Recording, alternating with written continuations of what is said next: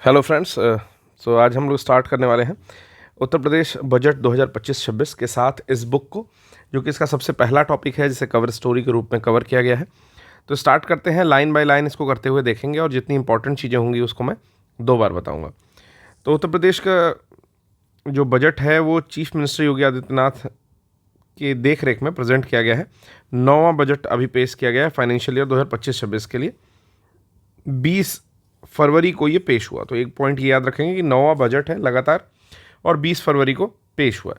Finance minister Suresh Khanna unveiled budget of rupees, तो यहाँ पर 8,08,736.06 करोड़। तो प्राइस जितना भी दाम लिखा है, मीन्स जो ये वैल्यू लिखी हुई है, इसको एग्जैक्टली याद रखिए कि 8,08,736.00 करोड़ रुपए का बजट है, which marks a 9.8% increase from the previous year. तो कितने परसेंट के इंक्रीमेंट के साथ है? तो 9.8% के इंक्रीमेंट के साथ है लास्ट ईयर से अगर कंपैरिजन किया जाए।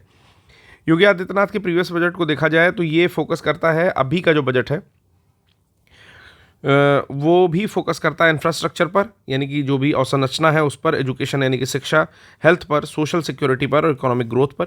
यानी कि ये बजट भी लास्ट बजट के तरह ही अवसंरचना पर, शिक्षा पर, स्वास्थ्य पर, सामाजिक सुरक्षा पर और इकोनॉमिक ग्रोथ अर्थात जो अर्थव्यवस्था की वृद्धि है उस पर, आर्थिक वृद्धि पर फोकस करता है।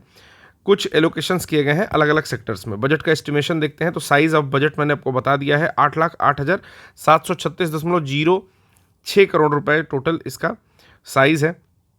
बजट नई स्कीम्स को इंक्लूड करता है जो कि 28,478 करोड़ 34 लाख की हैं, या आसान भाषा में कहें तो टोटल 28,478.34 करोड़ रुपया की जो नई स्कीम्स हैं वो आती हैं। तो यानी कि कितने का बजट है? तो बजट है 8,08,736.06 करोड़ और उसमें से 28,476.34 करोड़ की नई योजनाएं यहाँ पर आती हैं। अगर बजट एट ए ग्लांस देखें तो यहाँ पर हम लोग बजट का एस्टिमेशन एक बार देख लेते हैं, जिससे अनुमान लग जाएगा कि कितना इंक्रीमेंट होता है हर वर्ष। 2021-22 के एस्टिमेशन को देखा जाए तो कुछ 5,50,000 के आसपास का बजट था। 2022-23 में ये 6,15,000 हुआ, फिर 6,90,000 हुआ 2023-24 में, फिर 7,36,000 हुआ 2024-25 में। अभी का एस्टिमेशन जो है वो 8,08,736.06 करोड़ रुपए का टोटल एस्टिमेशन है। तो आप देख सकते हैं वर्ष दर वर्ष कैसे 5,25,000 से 2021-22 से लगातार बढ़ते हुए 8,08,736.06 करोड़ तक ये पहुंचा हुआ है। तो ये एस्टिमेशन क्यों काम आता है? जब भी अनुमान लगाना होता है कि पिछले वर्ष की तुलना में कितना बढ़ा घटा, या 3 वर्ष का 4 वर्ष का ऐसे आइडिया लगाने के लिए आता है, तो ये चीज़ बजट का एस्टिमेट जरूरी होता है। अब अगर बजट एज ए ग्लांस देखें तो रेवेन्यू अकाउंट रिसिप्ट जो है, यानी कि जो राजस्व खाता रिसिप्ट है, यानी कि वो टोटल रखा गया है 6,62,000, जिसको बाइफर्केट किया गया है टैक्स रेवेन्यू और नॉन टैक्स में क्रमशः 5,50,000 और 1,12,000। वहीं अगर कैपिटल अकाउंट रिसीट की बात करते हैं, ठीक है, तो कैपिटल अकाउंट रिसीट की बात करते हैं, जिसे तो पूंजी खाता की गणना, अगर मतलब पूंजी खाता कहा जाता है, तो पूंजी खाता की अगर गणना किया जाए तो टोटल 1,16,551.72 करोड़ रुपए एस्टिमेशन रखा गया है। ठीक है, मैं इसको हाईलाइट कर दे रहा हूँ तो ज़्यादा दिखाई देगा। देखिए, इसके बारे में बात कर रहा था मैं। ठीक है, फिर आता है टोटल रिसीट। अगर कुल प्राप्तियों की बात की जाए तो टोटल रिसीट हो जाती है जो कि रेवेन्यू अकाउंट को मिला करके और आपके पूंजी अकाउंट को मिला करके होती है, वो हो जाती है 7,79,000। ठीक है, तो दोनों का अलग अलग सुन लीजिए। इसके बारे में प्रश्न पूछता है कि राजस्व खाता में कितनी प्राप्तियां हैं, तो राजस्व खाता में प्राप्तियां हैं 6,62,000। ठीक है, 6,62,690 करोड़ रुपए, और ये 2 पार्ट में बढ़ती है। जैसे टैक्स वाली जो है वो 5,50,000 के आसपास आती है और नॉन टैक्स जो है 1,12,000 वहाँ से कलेक्ट होगा। ठीक, फिर हम लोग जब कैपिटल अकाउंट रिसीट की बात करते हैं या पूंजी खाता प्राप्तियां की बात करते हैं तो 1,16,000 है। केवल टर्म्स सुन लीजिए, थोड़ा बोरिंग होता है ये चीज़, लेकिन बस टर्म्स सुनते रहिए। दोनों को अगर मिला देंगे यानी कि टोटल प्राप्तियों की बात करेंगे तो 7,79,242 रुपए। ठीक है, बजट होता क्या है बेसिकली कि कितना हम खर्चा करेंगे, यानी कि सरकार कितना खर्चा करेगी और कितने का एस्टिमेट लग रहा है। ठीक है, इसी का डिफरेंस निकालते हैं और फिर एक पूरक बजट आता है अगर वो चीज़ें पूरी नहीं होती हैं। जैसे सरकार क्या कहती है कि इतना रुपया लगना चाहिए, तो एक एस्टिमेट बनाती है। ठीक है, फिर कुछ पैसे रिलीज होते हैं उसके लिए, जो भी है, मतलब बजट लॉन्च हुआ तो पैसे ली, जो भी कोष है, 2 कोष हैं जो आपके, ठीक है, मतलब आपके कंसोलिडेटेड फंड से पैसे ले रही है, फिर उस हिसाब से ये पता चला कि कुछ पैसे ज़्यादा लग रहे हैं, ठीक है, तो उसके लिए फिर पूरक अनुदान जो है ले रही है। तो वही चीज़ें यहाँ पर कैलकुलेट होती हैं। बात करें एक्सपेंडिचर और रिवेन्यू अकाउंट की, यानी कि अगर अलग अलग चीज़ों में कैसे कैसे एक्सपेंस हो रहा है, तो अगर हम लोग इंटरेस्ट पेमेंट की बात करें यानी कि ब्याज भुगतान के लिए, तो केवल 64,095 करोड़ रुपए ब्याज भुगतान में खर्चा होंगे। अगर कैपिटल आउटले की बात करें यानी कि पूंजी परिव्यय की बात करें, तो वो 1,65,242 करोड़ रुपए होंगे। टोटल एक्सपेंडिचर जो हो जाएगा वो टोटल बजट का अनुमान हो जाएगा। आपको याद क्या क्या रखना है, देखिए बहुत सारी चीज़ें हैं, इस पर कन्फ्यूज़न मैंने बताई। तो पहला तो याद रखना है आपको राजस्व खाता का कितनी प्राप्तियां हैं, तो पहला तो ये हो गया जो मैंने टिक किया अभी को, 6,62,000, ठीक है। इसको आप तोड़ लेना अपने आप में कि भाई टैक्स का इतना था और नॉन टैक्स का 1 लाख कुछ था, टैक्स का 5,50,000 था।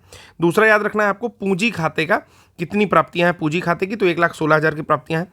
टोटल आप याद रख लो कितनी है, ठीक है। और इंटरेस्ट कितने का पे कर रहे हो ये याद रख लो। उसके अलावा टोटल बजट का अनुमान याद रख लो, बाकी कुछ भी मत याद रखो, ठीक है।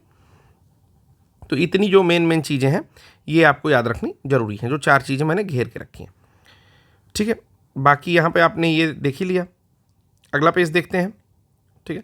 अब देखिए फिस्कल डेफिसिट के बारे में पूछा था कितना परसेंट फिस्कल डेफिसिट है, तो यहाँ पर आपको दिख रहा है कि 2.97% जो है फिस्कल डेफिसिट या राजकोषीय घाटा इसको बोलते हैं हिंदी में। तो राजकोषीय घाटा जो है ये कितना है, तो 2.97% है। और प्राइमरी डेफिसिट कितना है, वो 27,303 करोड़ है, यानी कि 27,303 करोड़, ठीक है। और रेवेन्यू सरप्लस कितना हो रहा है, यानी कि राजस्व अधिक कितना हो रहा है, सरप्लस कितना हो जा रहा है, वो 2.58% हो रहा है। तो आप फिजिकल डेफिसिट याद रख लो कि 2.97% फिजिकल डेफिसिट है। अगर अंकों में याद रखोगे तो 91,399.80 करोड़ फिजिकल डेफिसिट है। अब बात आती है कि रुपया आता कहाँ से है, रुपया जाता कहाँ से है, ठीक है। तो देखिए यहाँ पर समझ लीजिए, इससे भी डायरेक्टली प्रश्न पूछता है कि रुपीज़ कम्स इन, कहाँ कहाँ से रुपए आएंगे। तो परसेंटेज में दिया है, सब देख लेंगे कि सेंटर ग्रांट इन एड, जितना एड में पैसा आएगा, यानी कि केंद्र जो है अनुदान सहायता में इतने पैसे दे देता है। मैं हिंदी लिख दे रहा हूँ, आप लोग बिल्कुल परेशान ना होइए। अनुदान सहायता में इतने पैसे देता है, ठीक है। वहीं पब्लिक अकाउंट रिसीट की बात की जाए, यानी कि सार्वजनिक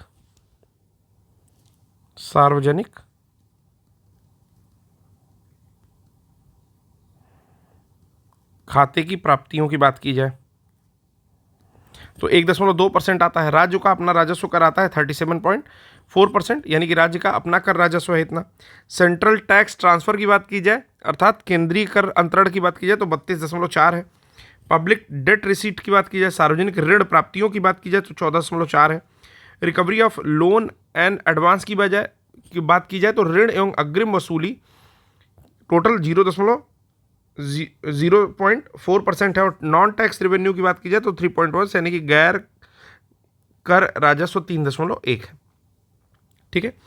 तो टोटल समझ लीजिए कि स्टेट ओन टैक्स रेवेन्यू, जिसको कहते हैं कि राज्य का अपना कर राजस्व कितना है, तो 37.4% है, जो कि सर्वाधिक है। तो पैसा कहाँ से आता है, तो स्टेट से आएगा, ठीक है। राज्य का अपना कर राजस्व जो होगा 37.4%। सेंट्रल का जो टैक्स ट्रांसफर है, केंद्र को जो कर का अंतरण हो रहा है, वो 32.4% कर से हो रहा है। अनुदान सहायता से 11.1% हो रहा है, अनुदान सहायता जो केंद्र की है, ठीक है। Recovery of loan and advance से 0.4% हो रहा है। सार्वजनिक ऋण से प्राप्तियां हो रही है 14.4%, और नॉन टैक्स रेवेन्यू से हो रहा है, गैर कर राजस्व से 3.1%। पैसा कहाँ कहाँ जाता है, ठीक है। तो अब देखिए, सैलरी गवर्नमेंट एम्प्लॉय, यानी कि सरकारी जो एम्प्लॉयज़ हैं उनके सैलरी में 12.4% जाता है। सैलरी एडेड इंस्टीट्यूशन के एम्प्लॉय को 9.8% जाता है। ग्रांट इन एड को जाता है 6.4%, अर्थात जो अनुदान सहायता है वो जाती है 6.4%, ठीक है। डेट, यानी कि जितना ऋण ले रखा है उसकी रीपेमेंट के लिए जाता है 6.4%। ये पैसे जा रहे हैं, आ नहीं रहे हैं, ठीक है। पेंशन में जाता है 11.2%। डिस्पर्समेंट ऑफ लोन और एडवांस में जाता है 1.1%, जितना लोन लिया उसके डिस्पर्समेंट में 1.1% जाता है। 4.3% की सब्सिडी में जाता है। अदर एक्सपेंडिचर आता है 16.8%, ठीक है। डिवोल्यूशन टू लोकल बॉडीज़ के लिए, यानी कि जो आपकी लोकल बॉडीज़ बनी है, पंचायत और उसके अलावा जो बनी है, उसके लिए 3.3% और इंटरेस्ट पे करने के लिए जाता है 7.9%। यानी कि जो टोटल पैसे जा रहे हैं उसमें से 7.9% क्या हो रहा है, इंटरेस्ट पे हो रहा है। ठीक है, तो ये टोटल पैसे जाते हैं। अब चलिए एक बार रीड कर लेते हैं जल्दी जल्दी, हिंदी में बताता जाऊँगा। देखिए बिल्कुल टेक्स्ट के लिए परेशान ना होइए कि इंग्लिश में टेक्स्ट लिखा है, हिंदी में टेक्स्ट लिखा है, मैं सारा टेक्स्ट ट्रांसलेट करूँगा। ठीक है, बस आप लोग को ध्यानपूर्वक सुनना है। Total receipt are estimated at 7,79,242.65 crore, यानी कि 7,79,242.65 करोड़ टोटल जो प्राप्तियां हैं वो एस्टिमेटेड है।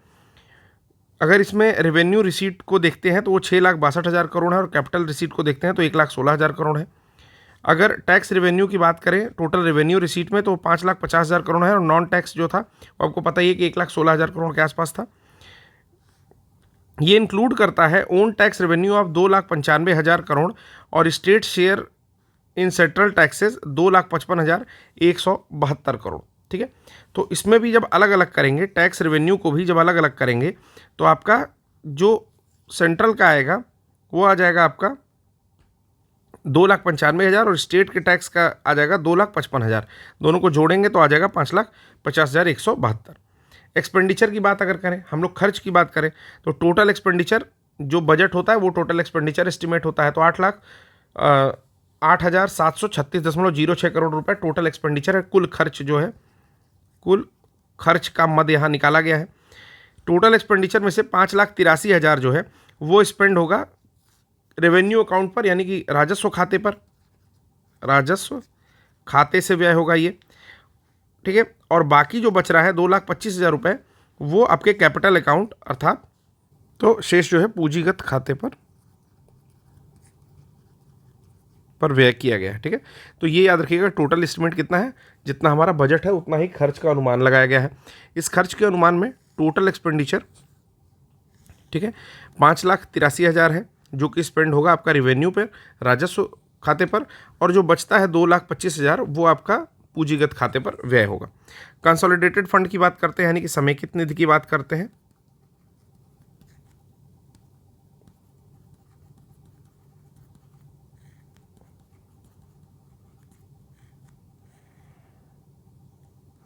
समेकित निधि की बात करते हैं। After deducting the total expenditure from the receipt of consolidated fund a deficit of 29,493.41 crore is estimated.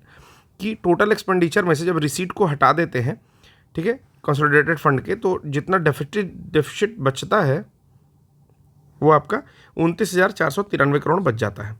अब डायरेक्टली हम लोग देखते हैं क्या क्या स्कीम है, क्योंकि बहुत ज़्यादा टर्म्स में नहीं चला जाता है। ठीक है, पहला फार्मर वेलफेयर अर्थात किसानों के लिए वेलफेयर स्कीम जो आई है, एक सेकेंड,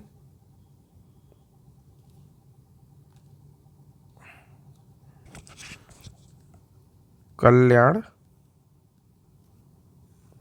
योजना समझिए।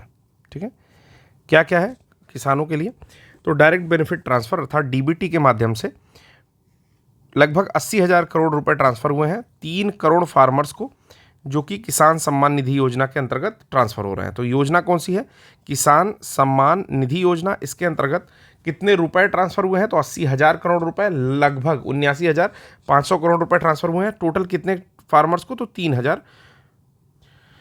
करोड़ फार्मर्स को। ठीक है, अगला क्या देखते हैं, अगली बात इसमें कहता है कि 496 करोड़ कंपनसेशन पेड किया गया है 10 लाख इंश्योरर फार्मर को प्रधानमंत्री फसल बीमा योजना के अंतर्गत 2024-25 में। तो एक प्रश्न यहां से बना सकता है कि फसल बीमा योजना अर्थात PMFBY 2024-25 के अंतर्गत दिए हुए स्टेटमेंट्स में से कौन सा करेक्ट है। पहला दे देगा कि लगभग 500 रुपये, ठीक है, लगभग 500 करोड़ रुपए कंपनसेशन पेड किया गया है किसानों को। दूसरा दे देगा कि 20 लाख इंश्योर्ड फार्मर थे। ठीक है, तो जो सेकंड स्टेटमेंट मैंने बोला वो गलत हो जाएगा, क्योंकि केवल 10 लाख इंश्योर्ड फार्मर थे, यहाँ पर 20 लाख इंश्योर्ड फार्मर नहीं थे। तो ये प्रधानमंत्री फसल बीमा योजना के अंतर्गत का आपको डेटा मैंने बता दिया। फिर आती है बात मॉडर्नाइजेशन और प्रोडक्टिविटी को, उत्पादकता और जो आधुनिकीकरण है उस पर क्या खर्चा हुआ है। तो 22,089 सोलर पंप्स इंस्टॉल किए गए हैं PM कुसुम योजना के अंतर्गत। तो कितने पंप यूज किए गए, इंस्टॉल किए गए हैं, लगभग 22,000 सोलर पंप जो है इंस्टॉल किए गए हैं PM कुसुम योजना के अंतर्गत 2024 में। रिकॉर्ड शुगर केन पेमेंट की गई है 2,73,000 करोड़ रुपए 2017 से, जिसकी प्रोडक्टिविटी इंप्रूव हुई है धीरे धीरे 43,364 पर हेक्टेयर। इतने रुपए पर हेक्टेयर के हिसाब से उत्पादकता जो है बढ़ाई गई है या पैसे जो है ज़्यादा दिए गए हैं। टोटल कितना पेमेंट हो चुका है तो 2,73,000 करोड़ रुपए 2017 से पेमेंट हुए गन्ने के किसानों को। फिर विमेन एंड चाइल्ड डेवलपमेंट की अगर बात करें, अर्थात महिला और बाल विकास की बात करें इस बजट में जो यूपी के हैं, तो यहाँ पर इकोनॉमिक एम्पावरमेंट हुई है, यानी कि आर्थिक रूप से उनको एम्पावर किया गया है, सुदृढ़ किया गया है। 96 लाख रूरल फैमिलीज़ को स्टेट रूरल लिवलीहुड मिशन जो चल रहा है उसके अंतर्गत कवर किया गया है। तो याद रखिएगा, राज्य ग्रामीण आजीविका मिशन, राज्य ग्रामीण आजीविका मिशन के तहत 96 लाख जो ग्रामीण परिवार हैं उनको कवर किया गया है। बीसी सखी योजना, ठीक है, इनेबल की हैं 39,556 BC Sakhi to manage transaction worth rupees 31,103 crore रुपए में सक्षम बनाई है, जो भी बीसी सखी योजना के अंतर्गत। ठीक है, देखिए ये जितने भी पॉइंट मैं पढ़ रहा हूँ, मुझे भी पता है कि बजट बहुत बोरिंग लगता है, लेकिन यूपी का अगर आप पेपर दे रहे हो और आपने यूपी का बजट ढंग से नहीं पढ़ा तो आप पेपर 5-6 को छोड़ के आ रहे हो, ठीक है ना, ऐसे समझ लीजिए। इसीलिए ये इवन बोरिंग लग रहा है। आप 2 बार वीडियो देखो, दूसरी बार समझ में आएगा, 3 बार वीडियो देखो, तीसरी बार समझ में आएगा, लेकिन यूपी का बजट या यूपी की चीज़ें आप नहीं छोड़ सकते। मुझे पढ़ाने में भी उतनी दिक्कत हो रही है जितना शायद समझने में हो रही हो। तो ये समझ के चलिए कि ये टफ है, तभी तो ये पूछेगा। चलिए अगला क्या कहता है, बीसी सखी योजना के अंतर्गत कितनी बीसी सखी बनाई गई हैं, तो 39,000 लगभग 556 बीसी सखी बनाई गई हैं, जो कि ट्रांजैक्शन करेंगी या कर ली हैं 31,103 करोड़ का। स्किल और इनकम जनरेशन की बात की जाए, यानी कि जो भी कार्यकुशलता है, योग्यता है, उसकी बात की जाए, तो लखपति महिला योजना आइडेंटिफाई की है 31 लाख दीदियों को, जो कि 2 लाख विमेन अचीविंग लखपति स्टेटस और 2 लाख औरतों ने लखपति स्टेटस भी पा लिया है। पीएम उज्ज्वला योजना प्रोवाइड की है गैस कनेक्शन 1.86 करोड़ बेनिफिशरीज को, यानी कि इससे लाभान्वित लोग जो हैं 1.86 करोड़ हैं। एम्प्लॉयमेंट की बात करें तो डिजिटल एंड स्किल डेवलपमेंट में स्वामी विवेकानंद युवा सशक्तिकरण योजना ने टोटल 49.86 लाख स्मार्टफोन या टैबलेट बांट दिए हैं, जो कि प्लान करते हैं, अच्छा, लाख स्मार्टफोन और tablet with plans for tablet in 2025-26 तक के लिए जो है ये प्लान किया गया है कि इतना डिस्ट्रीब्यूटेड हुआ है, ठीक है ना, और 2025-26 के लिए प्लान हुआ है। मुख्यमंत्री अभ्युदय योजना प्रोवाइड करती है लोकल कोचिंग कॉम्पिटिटिव एग्जाम्स के लिए। आपको पता भी होगा कि अभ्युदय का सेंटर गोरखपुर में भी चलता है। एंटरप्रेन्योरशिप एंड अप्रेंटिसशिप की बात की जाए तो मुख्यमंत्री युवा उद्यमी विकास अभियान टारगेट कर रहा है, मुख्यमंत्री युवा उद्यमी विकास अभियान टारगेट कर रहा है 1 लाख नए माइक्रो एंटरप्रेन्योरशिप को एनुअली, यानी कि 1 लाख जो लघु रूप से उद्यमी होंगे उनको एनुअली जो है टारगेट कर रहा है। क्या नाम है, मुख्यमंत्री युवा उद्यमी विकास अभियान के अंतर्गत। Apprenticeship training under PM apprenticeship programme scheme, इसमें 54,833 लोग बेनिफिटेड हुए हैं 2024-25 के दौरान। इनोवेशन और वॉलंटियर एंगेजमेंट की बात की जाए तो उत्तर प्रदेश स्टार्टअप संवाद एंड एक्सपो ये रिकॉग्नाइज हुआ है top startup with cash award. अगर एम्प्लॉयमेंट जनरेशन यानी कि रोजगार सृजन की बात की जाए, रोजगार सृजन की बात की जाए तो मनरेगा की अचीवमेंट क्या है कि 27.40 करोड़ मैन डेज जो है क्रिएटेड हुए हैं। मैन डेज मतलब जितने दिन लोगों को काम करने को मिल रहा है, जो कि टारगेट रखा गया था उसको सरपास कर गया है, पार कर गया है। और 100 दिन का वर्क जो है टोटल 3,13,076 फैमिलीज़ को मिला है, जहां पर विमेन का पार्टिसिपेशन जो है 42% बढ़ गया है फाइनेंशियल ईयर 2024-25 में। स्किल एंड जॉब ट्रेनिंग की बात की जाए तो फ्री जॉब ट्रेनिंग मिली है 15.25 लाख यूथ को स्किल डेवलपमेंट मिशन के अंतर्गत। तो मिशन का नाम याद रखिएगा, स्किल डेवलपमेंट मिशन के अंतर्गत, ठीक है। वहीं पर एमएसएमई ग्रोथ की बात की जाए तो Uttar Pradesh leads with around 96 lakh MSME unit. Total micro small and medium enterprises की 96 लाख यूनिट्स जो है प्रोवाइड कर रही है एम्प्लॉयमेंट अप्रॉक्स 1.65 करोड़ लोगों को। आगे बात करते हैं अगला फाइनेंशियल इंक्लूजन की। तो बैंकिंग और क्रेडिट में लोन जो है 2.5 लाख करोड़ रुपए का डिस्ट्रीब्यूट किया गया है एनुअल लोन प्लान के तहत फाइनेंशियल ईयर 2024-25 में। इंक्लूसिव स्कीम में बहुत सारी स्कीम्स आती हैं, समावेशी जो भी योजनाएं हैं उसमें उत्तर प्रदेश टॉप करता है नेशन में। पीएम जनधन योजना अकाउंट में जो कि 9.57 करोड़ खोला गया है। पीएम सुरक्षा बीमा योजना 6.52 करोड़ का इनरोलमेंट हुआ है। पीएम जीवन ज्योति बीमा योजना 2.28 करोड़ का इनरोलमेंट हुआ है। और आउटस्टैंडिंग परफॉर्मेंस अटल पेंशन योजना में 1.12 करोड़ के टोटल इनरोलमेंट यहाँ पर हुए हैं। ठीक है, तो ये कुल मिलाकर के योजनाओं में इनरोलमेंट्स हैं। लॉ एंड ऑर्डर की बात करें तो जुडिशियल और क्रिमिनल जस्टिस स्ट्रेंथ क्या है। Prosecution led to conviction 73 pending cases against mafia criminals with 31 receiving life imprisonment और 2 sentence to death.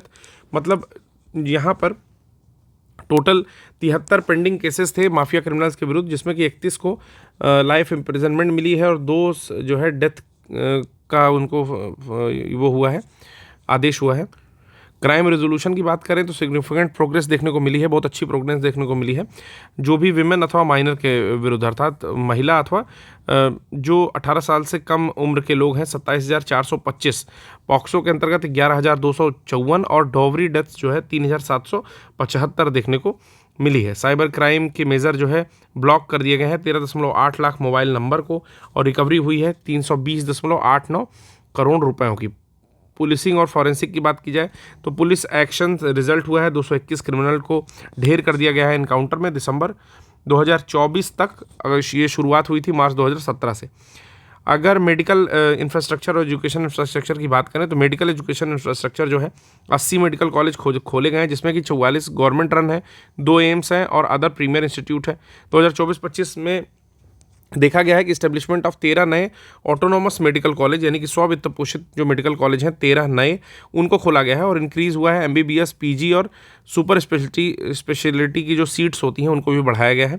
Central government ने प्लान किया है कि 10,000 यूजी अथवा पीजी की सीट को, जिसमें से कि 1500 यूपी के लिए होगा आपके फाइनेंशियल ईयर 2025-26 में ये टारगेट रखा गया है।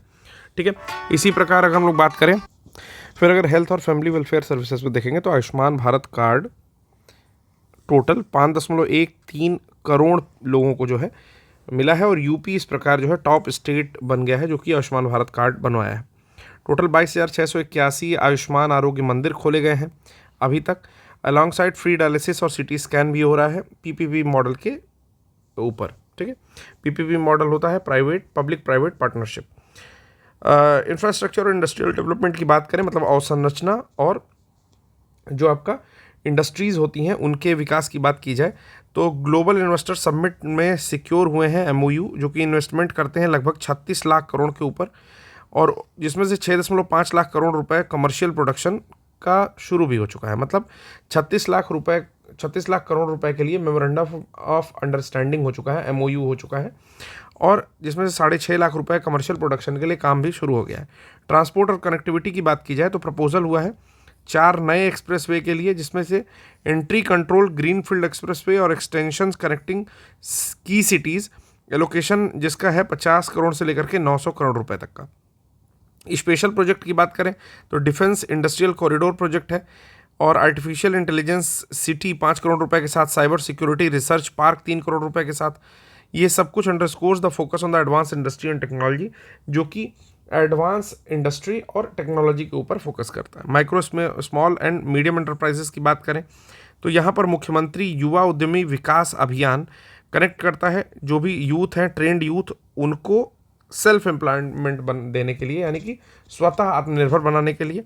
और 1,000 करोड़ रुपए का प्रपोजल है टोटल 2025-26 के बजट में। मुख्यमंत्री युवा स्वरोजगार योजना के लिए 225 करोड़ रुपए आवंटित किए गए हैं। तो देख लीजिए 2 स्कीम है यहाँ पर, एक है यहाँ पर मुख्यमंत्री युवा उद्यमी विकास अभियान और दूसरा तो पहला है मुख्यमंत्री युवा उद्यमी विकास अभियान जिसमें 1,000 करोड़ रुपए प्रपोज किए गए हैं और दूसरा है आपका मुख्यमंत्री युवा स्वरोजगार योजना जिसके लिए 225 करोड़ रुपए एलोकेट हुए। हैंडलूम सेक्टर, विलेज इंडस्ट्रीज़ को देखा जाए यानी कि हथकरघा, टेक्सटाइल और विलेज इंडस्ट्रीज़ को देखेंगे तो इसमें पीएम मित्र योजना चल रही है। जो पीएम मित्र योजना में 300 करोड़ रुपए ईयर मार्क किए गए हैं टेक्सटाइल पार्क लगाने के लिए। ठीक है, ईयर मार्क का मतलब होता है रिजर्व या आरक्षित किया गया है।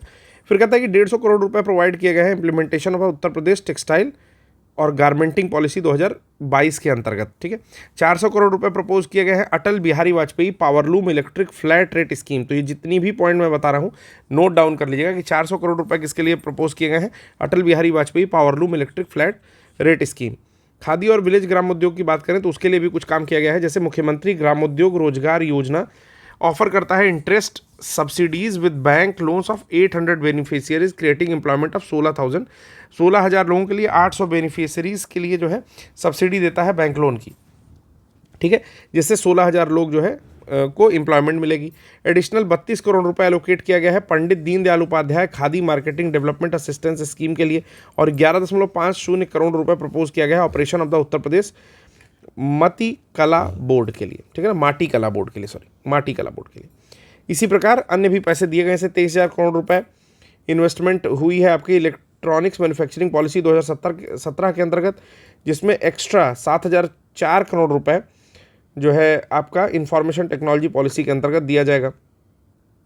Revise data centre policy now targets 8 park up to from 3 UP from 3, मतलब टोटल जो है रिवाइज्ड डेटा सेंटर पॉलिसी कहता है कि टारगेट करता है टोटल 8 पार्क के इस प्रकार के जो इलेक्ट्रॉनिक्स से संबंधित है, जिसमें से कि 3 यूपी से होंगे, जिसका एस्टिमेटेड इन्वेस्टमेंट आता है 30,000 करोड़ रुपए और कैपेसिटी है 900 मेगावाट की, ठीक है। इसी प्रकार जो उत्तर प्रदेश की सेमीकंडक्टर पॉलिसी है नई वाली 2024 वाली, उसमें जो है आपका सेमीकंडक्टर यूनिट उत्पादित करने के लिए भी चीज़ों को चुना गया है, जैसे centre of excellence have been establish in medical electronics at SGPGI artificial intelligence. कहाँ पे?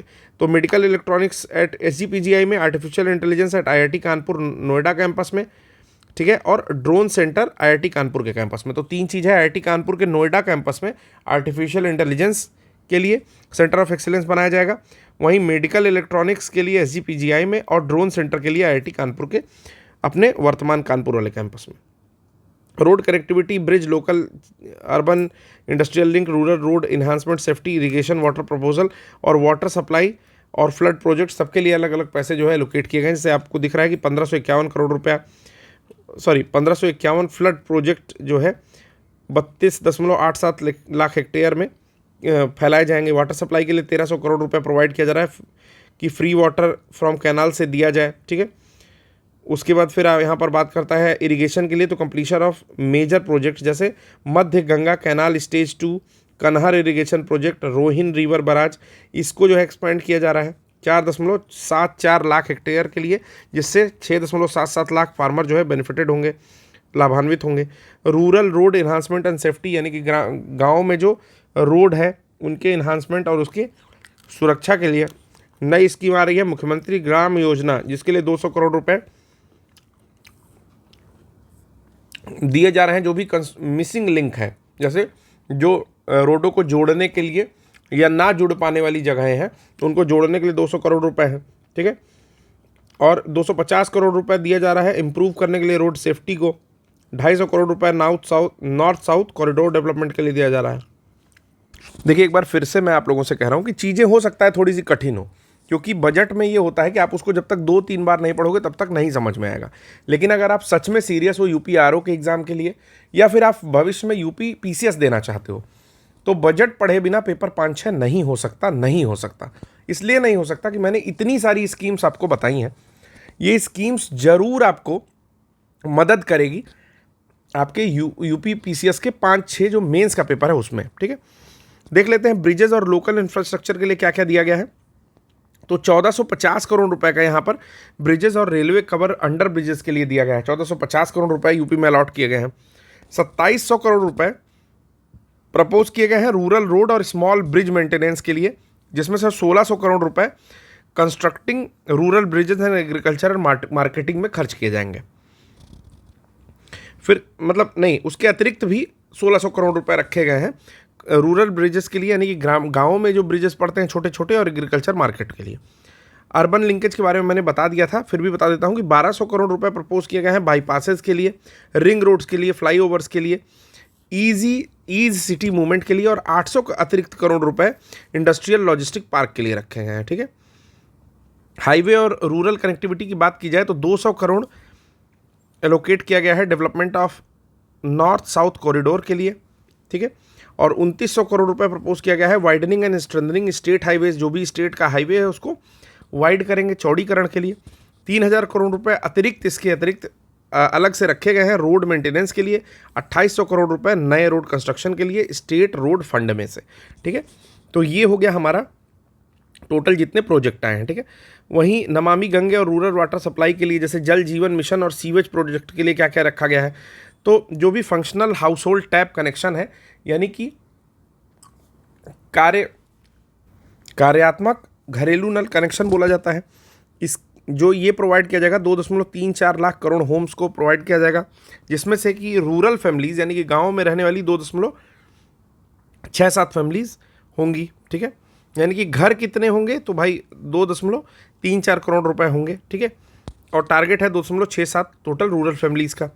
टोटल 67 सीवेज प्रोजेक्ट लाए गए हैं, यानी कि कचरा वाले प्रोजेक्ट इस्टीमेट किया गया है, उसके लिए 14,823 करोड़ रुपए खर्चा होंगे। ये भी अप्रूवल मिल चुका है, जिसमें से 39 जो है सीवेज प्रोजेक्ट कंप्लीट हो चुके हैं। एडिशनल वाटर इनिशिएटिव के लिए क्या किया गया है, अतिरिक्त जल के जो इनिशिएटिव लिए गए हैं, ठीक है, उसके लिए 4500 करोड़ रुपए प्रपोज किया गया है। Community distribution under rural drinking water scheme की community contribution under rural drinking water scheme, और 1100 करोड़ रुपए एलोकेटेड फॉर द मुख्यमंत्री लघु सिंचाई योजना। तो 1100 करोड़ रुपए जो है मुख्यमंत्री लघु सिंचाई योजना के लिए एलोकेट किया गया है। 4500 करोड़ रुपए community contribution under rural drinking water scheme के लिए डाला गया है, ठीक है। इसी प्रकार कुछ कुछ चीज़ें हैं, जैसे राज्य विद्युत उत्पादन निगम से इतना यूनिट बिजली जो है जनरेट किया जाएगा, million unit of thermal power through significant capacity. Housing के लिए भी कुछ कुछ चीज़ें आवास योजना में दिया गया है। 17 lakh house have been complete, 17 lakh घर बनवा लिए गए हैं। दिल्ली गाजियाबाद मेरठ कॉरिडोर बनाया जा रहा है। रीजनल रैपिड ट्रांजिट सिस्टम के, जिसको RRTS कहते हैं, ऑपरेशनल हो गया है। फुल कंप्लीशन एक्सपेक्ट है इसी जून 2025 में, ठीक।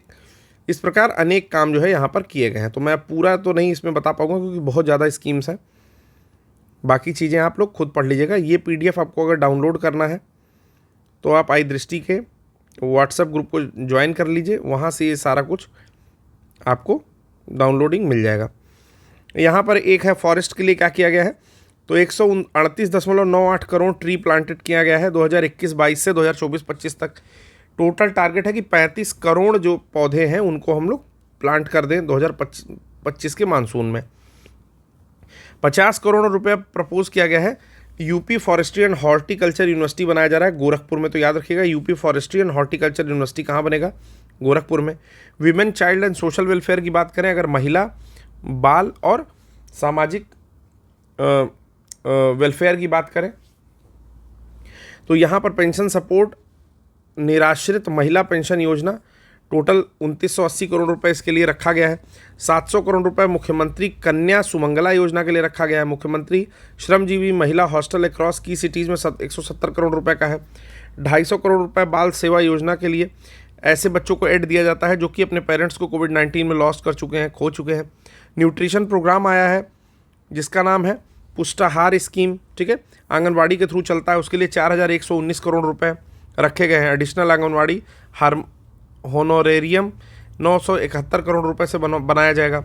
100 करोड़ रुपए मुख्यमंत्री सक्षम सुपोषण योजना के अंतर्गत रखे गए हैं, ठीक है। इसी प्रकार सोशल वेलफेयर में देखेंगे तो ओल्ड एज या फार्मर पेंशन स्कीम, मंथली 1000 रुपये पेंशन प्रपोज की गई है बजट में, और टोटल कॉस्ट आएगी 8105 करोड़ रुपए। मैरिज ग्रांट स्कीम आई है अंडर प्रिविलेज डॉटर्स के लिए, 100 करोड़ रुपए रखे गए हैं जो भी SC की महिलाएं हैं, और 50 करोड़ रुपए रखे गए हैं जनरल के लिए, और 550 करोड़ रुपए रखे गए हैं मुख्यमंत्री सामूहिक विवाह योजना के लिए। तो तीनों के लिए अलग जो पैसे रखे गए हैं। Support for residential home 60 crore रुपए रखे गए हैं। Extensive scholarship allocation for schedule caste 968 crore रुपए रखे गए हैं, ठीक है। अब यहाँ पर सबका एक बार में पैसा दे रहा है, इसका काम आप सभी लोगों को है, तो ये कोई नहीं स्किप करेगा। अभी तक अगर थोड़ा बहुत स्किप भी हो गया है तो इसको स्किप नहीं करना है। चलिए बारी बारी मैं पढ़ूंगा, चीज़ों को समझते हुए आगे चलना है। एल्डर या किसान पेंशन योजना, ठीक है। तो पहला है किसान पेंशन योजना, किसान पेंशन योजना, इसके लिए 8105 करोड़ रुपए रखा गया है। फिर आता है मनरेगा, ठीक है। 5,372 करोड़ रुपए पीएम आवास रूरल यानी कि ग्रामीण के लिए पीएम आवास जो है वो आपका 4,882 करोड़ रुपए रखा गया है। इंटीग्रेटेड चाइल्ड डेवलपमेंट प्रोजेक्ट यानी कि संयुक्त या एकीकृत बाल विकास प्रोजेक्ट रखा गया 4,119 करोड़ रुपए। अमृत 2.0 के लिए रखा गया है या 2.0 के लिए 4,100 करोड़ रुपए रखा गया है। पीएम आवास योजना अर्बन इसके लिए 3,150 करोड़ रुपए। निराश्रित महिला पेंशन के लिए 2,980 करोड़ रुपए। स्वच्छ भारत मिशन के लिए 2,045 करोड़ रुपए। मुख्यमंत्री युवा उद्यमी विकास के लिए 1,000 करोड़ रुपए। ठीक है, तो ये स्कीम्स हैं। अभी इसमें बहुत सारी स्कीम्स बची हैं। फिर बिहार बजट आ जाता है, तो बिहार बजट अभी आज स्किप करेंगे क्योंकि अगर मैं 2 बजट एक साथ पढ़ाऊंगा तो आप लोग जो है दौड़ा के मुझे घर तक आ जाएंगे। अब हम लोग पढ़ेंगे नेशनल अफेयर्स। बिहार बजट भी किसी एक दिन में कवर कर दूंगा, नेशनल अफेयर्स भी थोड़ा सा हम लोग कवर करेंगे आज। तो सबसे पहला है कि Supreme court ruling on remission without application, कि सुप्रीम कोर्ट ने, तो रिमिशन मतलब होता है परिहार। आप जानते होंगे कि आर्टिकल 72 में राष्ट्रपति के पास पावर्स होती हैं कि वो जो भी फांसी की सज़ा है या अन्य चीज़ें हैं उसके ऊपर उसी में परिहार भी आता है। तो सुप्रीम कोर्ट ने रूल किया है, मतलब एक आदेश दिया है कि हम परिहार विदा एप्लीकेशन के जो है उस पर वो कर दिए हैं, मतलब कुल मिला के वो कर दिएगा, मतलब कि परिहार कर देंगे ही अगर एप्लीकेशन आपने नहीं दिया है परिहार करने के लिए तब भी। परिहार का मतलब ये होता है जैसे मान लीजिए किसी को 20 वर्ष का सश्रम कारावास मिला, ठीक है, तो उसका जो कारावास का अवधि है वो तो चेंज हो जाएगा घटा के। सुप्रीम कोर्ट ये कहता है कि इतने ज़्यादा कैदी हो चुके हैं कि उसको घटा के हम 10 साल या 12 साल, डिपेंड करता है कि उस कैदी का बिहेवियर कहता है, इतना तो कर देंगे। लेकिन वो जो सश्रम कारावास है उसको ये नहीं कि सश्रम हटा दिया जाएगा, यानी कि उसका नेचर नहीं चेंज करेंगे, वो सश्रम ही रहेगा, लेकिन वो 10-12 साल या 15 साल या थोड़ा कम कर देंगे मतलब। चलिए देख लेते हैं कंटेक्स्ट क्या है। सुप्रीम कोर्ट ने फरवरी 18 में एक डायरेक्शन दिया जिसमें कहा कि pre mature release of prisoner हम लोग करेंगे, यानी कि पहले जितना समय है उसके पहले ही हम लोग प्रिजनर को या कैदियों को रिलीज कर देंगे अगर उन्होंने they don't apply for remission before hand, यानी कि अगर उन्होंने रिमिशन के लिए या परिहार के लिए अप्लाई नहीं भी किया है तो भी। ठीक है, this judgement marks a shift in India's approach to prison reform and over crowding.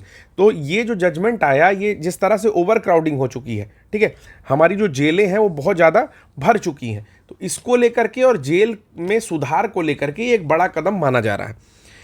किसने दिया है ये? तो अभय एस ओका और उज्ज्वल भुयन ने दिया है ये judgement in re policy strategy for grant of bell.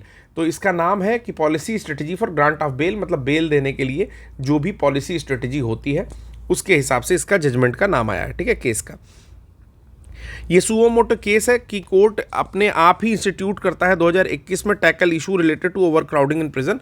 2021 में ही ये पड़ा था कि मतलब ओवर क्राउडिंग को निपटने के लिए, ओवर क्राउडिंग से या अति जनसंख्या जो जेलों में हो गई है उससे निपटने के लिए जेल का खुद का सुओ मोटो है, यानी खुद से उसने संज्ञान लिया है।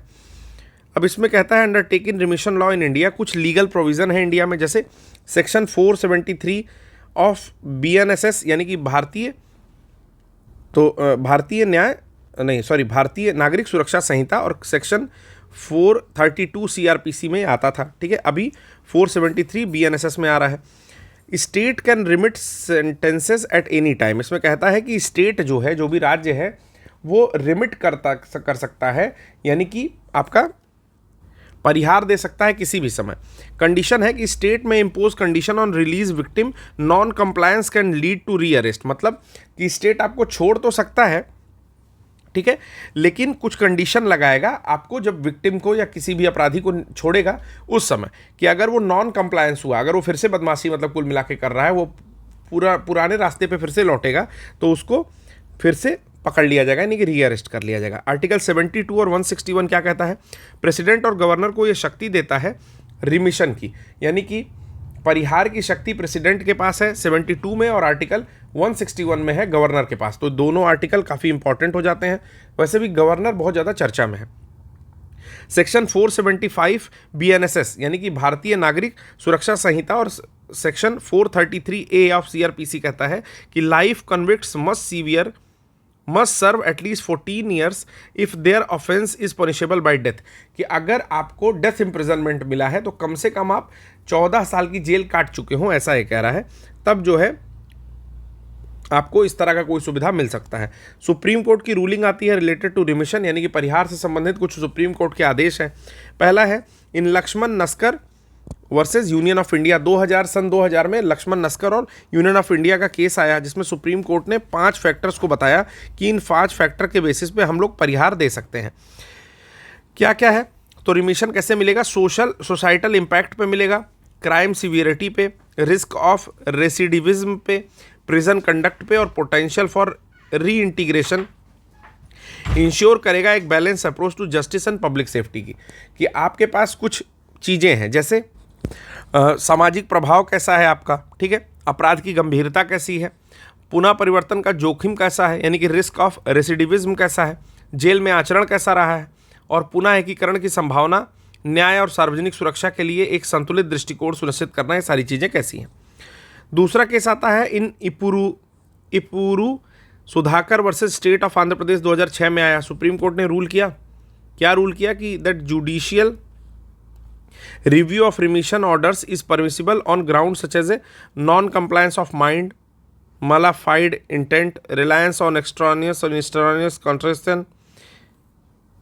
तो ये वाला अब पूर्व सुधाकर का जो केस है उसमें कोर्ट ने फैसला सुनाया कि छूट के आदेशों की न्यायिक समीक्षा, दिमाग का उपयोग ना करने, जो मैंने अभी यहाँ पर मन में पढ़ा है कि नॉन एप्लीकेशन ऑफ माइंड, ठीक है, या गलत इरादे जो कि मालाफाइड इंटेंट को कहता है, बाहरी या अप्रासंगिक विचारों पर निर्भरता, रिलायंस ऑन एक्सट्रेनियस और इररिलेवेंट कंसिडरेशंस, एक्सक्लूजन ऑफ, या इसके अलावा क्या हो सकता है कि मनमानी जैसे आधारों पर स्वीकार्य है, ठीक है। हरियाणा राज्यवाद एक और आता है महेंद्र सिंह 2007, उसमें सुप्रीम कोर्ट मानता है कि सजा माफ़ करना किसी दोषी के मौलिक अधिकार नहीं है। राज्य को प्रासंगिक कारकों के आधार पर प्रत्येक मामले पर विचार करते हुए अपनी कार्यकारी शक्ति का विवेकपूर्ण ढंग से उपयोग करना चाहिए। कि Supreme court held that while remission is not a fundamental right, कि परिहार करना फंडामेंटल राइट किसी कन्विक्ट का नहीं है। द स्टेट मस्ट एक्सरसाइज इस एग्जीक्यूटिव पावर जुडिशियली, कि भाई जो राज्य है वो प्रासंगिक कारकों के आधार पर चीज़ों को देखेगा और etch case based on the relevant factors के आधार पर चीज़ों को देखेगा। इसी प्रकार 2-3 केसेस और आए, हम लोग एक केस देख लेते हैं जो कि थोड़ा इंपॉर्टेंट लगता है, कि Union of India versus Shri Hariharan 2015 में जो आया, उसमें supreme court upheld life imprisonment without remission until the convict's last breath, deeming it an alternative to the death penalty. अब ये बात क्या कह दिया, इसमें कहा गया कि सुप्रीम कोर्ट कहता है कि दोषी को अंतिम सांस तक, मतलब लास्ट ब्रेथ तक, उसके बिना छूट के आजीवन कारावास को बनाए रखना चाहिए, मतलब कि विदाउट रिमिशन कोई परिहार नहीं मिलना चाहिए, और आजीवन कारावास को deeming it at alternative to death penalty, मतलब मृत्युदंड का एक विकल्प मान लिया कि अंतिम सांस तक बनाए रखिए। लेकिन सुप्रीम कोर्ट ने ही 2024 में बिल्किस बानो मामला, जो कि बहुत ज़्यादा न्यूज़ में था, बिल्किस बानो मामले केस में ये कहता है कि 11 दोषियों के लिए गुजरात सरकार के माफ़ी आदेश को रद्द कर दिया और अपने 2022 के फैसले को रद्द कर दिया, ठीक है, जिसने गुजरात को उनकी समय पूर्व रिहाई का फैसला लेने की अनुमति दी थी। बहुत ज़्यादा न्यूज़ में भी था कि Supreme Court in 2024 question the Gujarat government's remission order, Gujarat government ने एक रिमिशन यानी परिहार ऑर्डर दिया था for the 11 victims in the Bilkis Bano case, Bilkis Bano case के 11 कॉन्विक्ट्स को यानी कि दोषियों को, and set aside its 2022 judgement, 2022 के जजमेंट को इसमें दरकिनार कर दिया गया, that allowed Gujarat to decide their premature release, जिसने गुजरात स्टेट के थ्रू उनकी प्रीमेच्योर रिलीज यानी कि समय के पूर्व रिहाई जो है वो आदेशित कर दी थी, ठीक है। It ruled that as per section 432(7) of the CRPC, the appropriate government for remission it's where the offender is sentenced, not where the crime occurred. This principle was reaffirmed from V. Sriharan and Union of India 2015, ठीक है। Judicial approach में क्या shifting हुई ये भी देख लेते हैं कि मेनी स्टेट, बहुत सारे ऐसे स्टेट प्रिजन है, प्रिजन मैनुअल्स हैं, already require prison authorities to initiate remission, मतलब वो चाहती है अथॉरिटीज़, प्रिजन की अथॉरिटीज़ की रिमिशन या परिहार को वहाँ पर शुरू किया जाए। अगर पॉलिसी एग्जिस्ट करती है तो एलिजिबल प्रिजनर्स जो है मस्ट बी कंसिडर्ड ऑटोमेटिकली, तो उसमें जो योग्य या एलिजिबल प्रिजनर्स हैं उनको जो है कंसिडर कर लिया जाएगा automatically. Denial of remission due to lack of application violates article 14। इसमें बात करता है राइट टू इक्वलिटी की, कि भाई अगर आप किसी का रिमिशन या परिहार को डिनाई कर देते हैं, मना कर देते हैं कि नहीं उसको छोड़ नहीं सकते समय से पहले, तो ये राइट टू इक्वलिटी को वायलेट करता है या उसका वो करता है, अतिक्रमण करता है। ठीक है, अब डायरेक्शन ऑफ स्टेट को देखेंगे तो रिमिशन पॉलिसी गाइडलाइन है कुछ, जैसे state must formulate exhaustive remission policies की विद इन 2 मंथ्स, मतलब एग्जॉस्टिव रिमिशन पॉलिसी बनाइए 2 महीने के अंदर, ऐसा रिमिशन पॉलिसी की गाइडलाइन है। Policy must include fair and reasonable condition, और उसमें ये दिखाइए कि एकदम स्पष्ट तरीका और रीजनेबल यानी कि तार्किक रूप से ये दिखाइए कि ये सही तरीका होना चाहिए किसी भी व्यक्ति को के लिए जब आप पॉलिसी बना रहे हैं। फिर आता है कंडीशन फॉर रिमिशन। माफा भाई मोती भाई सागर केस 2024 में कंसीडर करते हैं मोटिव, क्रिमिनल बैकग्राउंड और पब्लिक सेफ्टी की, इन सारी चीज़ों को देखेंगे। इंश्योर करेंगे रिहेबिलिटेशन उनका, यानी कि पुनर्सुधार यानी कि पुनर्वास उनका देखेंगे, और प्रिवेंट करेंगे रिपीट ऑफेंसेस, इस तरह के फिर से दोबारा कुछ रिपीटेटिव ऑफेंस ना हो। Condition should not too harsh और इम्प्रैक्टिकल, ऐसी भी कंडीशंस में ना रखा जाए जो कि बहुत ज़्यादा इम्प्रैक्टिकल हो या बहुत ज़्यादा कठिन हो। Must be clear, reasonable and enforceable, ऐसी चीज़ें हों जो कि स्पष्ट हो, रिजनेबल हो, तार्किक हो, इन्फोर्सेबल यानी कि बाध्य करने हो। रिमिशन कैंसिलेशन रूल्स, रिमिशन को कैंसिल करने के क्या क्या रूल होंगे, मतलब किस बेसिस पर किसी व्यक्ति को जिसको समय से पहले छोड़ दिया गया है उसका परिहार खत्म करके उसको फिर से जेल में ला सकते हैं, क्या क्या कंडीशन है। No automatic cancellation for minor breaches, अगर कोई माइनर है, ठीक है, तो उसके लिए कोई ऑटोमेटिक कैंसिलेशन नहीं होगा। पहला तो ये convict must get a notice and opportunity to respond before cancellation, और कैंसिलेशन के पहले जो भी व्यक्ति है उसको एक प्रायर नोटिस जाएगा कि भाई आप की जो वो है परिहार है या रिमिशन है उसको कैंसिल किया जा रहा है। सबसे इंपॉर्टेंट अभी तक इसमें जो चीज़ हम लोग पढ़ने जा रहे हैं वो ये है कि प्रिजन पॉपुलेशन इन इंडिया क्या है, जेल में जो जनसंख्या है, पॉपुलेशन है, वो क्या है। कहता है कि अकॉर्डिंग टू एनसीआरबी यानी कि नेशनल क्राइम रिकॉर्ड ब्यूरो के अनुसार दिसंबर 31, 2022 का डेटा देता है कि प्रिजन जो है 131.4% ऑक्यूपेंसी यानी कि 131.4% ऑक्यूपेंसी रेट है, जिसमें 5,73,220 इनमेट्स हैं यानी कि प्रिजनर्स हैं, जिसकी टोटल कैपेसिटी है 4,36,266, यानी कि बहुत ज़्यादा एक्सेस में यहाँ पर जो प्रिजनर्स हैं वो पड़े हुए हैं। सुप्रीम कोर्ट का डायरेक्शन है may put a dent in this figure, वो इस पर चोट करता है कि although a vast majority of prisoners in India are under trials, 75.8% जो प्रिजनर्स हैं वो अंडर ट्रायल है, यानी कि उनका ट्रायल ही चल रहा है, ठीक है, उनको अभी सज़ा नहीं हुई है। Are still awaiting a final decision in their case, और फिर भी उनको जेल में रखे हो क्योंकि वो फाइनल डिसीजन का वेट कर रहे हैं, तो इस तरह के लोगों को भी आप बाहर कर सकते हैं। कंक्लूजन ये है कि दिस रूलिंग, ये जो आपका रूलिंग आई है, ये जो जजमेंट आया है वो री इन्फोर्स करेगा justice, equality and prison reform, यानी कि न्याय, समानता और जेल के जो रिफॉर्म्स हैं, जेल के बदलाव हैं उनको in India. It mandates state to proactively implement remission policies ensuring fair treatment of convicts while maintaining public safety, और पब्लिक सेफ्टी को यानी कि लोक सुरक्षा को देखते हुए हम मतलब स्टेट को ये करना होगा कि आप रिमिशन पॉलिसी पर वर्क करें और उसके लिए जो भी चीज़ें हैं उसको लागू करें। ठीक है, अगला जो न्यूज़ होगा, फर्स्ट कॉम्प्रिहेंसिव पॉपुलेशन एस्टिमेशन आया रिवराइन डॉल्फिन का, जिसमें ब्रह्मपुत्र, गंगा और 2 डॉल्फिन्स जो मिली हैं आपकी इंडस वाली, इन सब के बारे में फिगर देता है कि 6,300 कुछ डॉल्फिन जो है यहाँ पर गिनी गई हैं, 6,327 गंगेटिक डॉल्फिन्स गिनी गई हैं। तो इसके बारे में हम लोग पढ़ेंगे नेक्स्ट लेक्चर में। आशा करता हूँ कि आपको पहला लेक्चर अच्छा लगा होगा, थोड़ा बोरिंग है क्योंकि इसमें बजट का पोर्शन था, परंतु अगर आप ठीक से देखते हैं तो ये आपको लेक्चर ठीक लगेगा। और फिर मैं आपको बता देना चाहता हूँ कि आगामी किसी भी परीक्षा के लिए जिसमें भी मार्च, अप्रैल, मई का न्यूज़ पूछ रहा होगा वो हम लोग अभी पढ़ने के बाद कवरेज कर लेंगे। और आपको बता देता हूँ कि पिछले 6 महीने की, मतलब जून से पीछे और अक्टूबर तक की, जब तक PCS नहीं आ जाता है, सारी न्यूज़ हम लोग कवर करेंगे। तो देखते रहिए, बने रहिए द PYQ, चू चू आपका चैनल।